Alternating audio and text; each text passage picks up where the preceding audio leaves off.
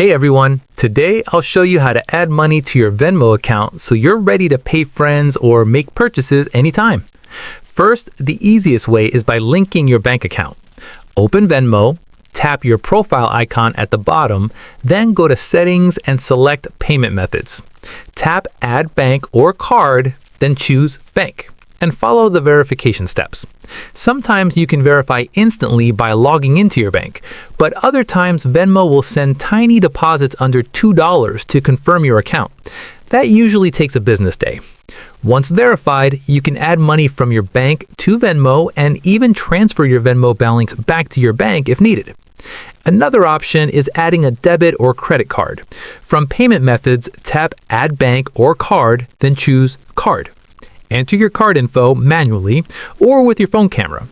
Unlike a bank account, cards don't need micro-transfer verification, so this is a faster way to fund your Venmo account if you need to send money quickly. Setting these up makes it easy to pay, request, or split bills without worrying about running out of funds.